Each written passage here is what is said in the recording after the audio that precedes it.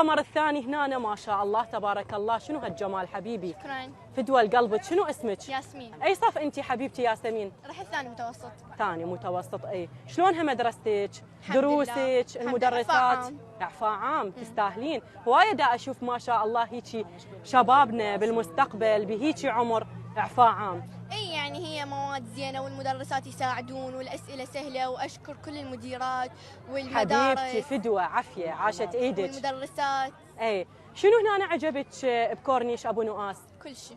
ايه يعني مكان كلش حلو للعوائل العراقيه، ويجون يعني هم وجهانهم يتونسون. فدوى للثقافه يا ربي. تعالي صير بمكاني. كملي انت تقديم البرنامج.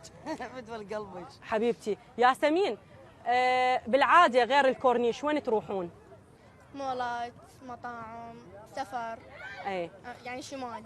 ايه اي ويعني هواي اماكن. ايه نشكر رجال الامن على هالاماكن. طبعا دا تغششها ام وفاء.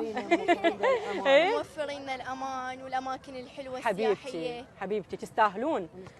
قلبي نشكر الإذاعة. ام وفاء والله العلي العظيم انت ليش تردي لها؟ ليش دا تغششيها؟ ها ام وفاء هي دا تحكي ما بيها شيء والله تخبل. كاميرات وهاي تسجيل ما متعلمين. دا تدربيها؟ اي يعني حتى تشكر من حبيبتي هي ما شاء الله يعني لبقه.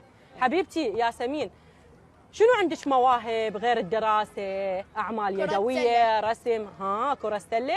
هنا أنا شفتي اكو هوايه اماكن يلعبون بها كره السله. جربتي؟ لا ما شفت، بس احنا يعني هنا كل ما نجي انه نصعد بايسكلات نأجر. اي وبالمدرسه انا يعني عندي دوره مال كره سله. حلو. اي وبعد احب عرض الازياء. عرض الازياء؟ اوه وانت منات تخبلين يشتروها الازياء بسرعه. خاله ام وفاء تقول ياسمين تحب الكاميرا كلش. وتحكي بطلاقه. كلش. اي ببالك مستقبلا تصيرين اعلاميه؟ لا ليش؟ صيدلة. زعلتيني. صيدله. صيدله ممكن.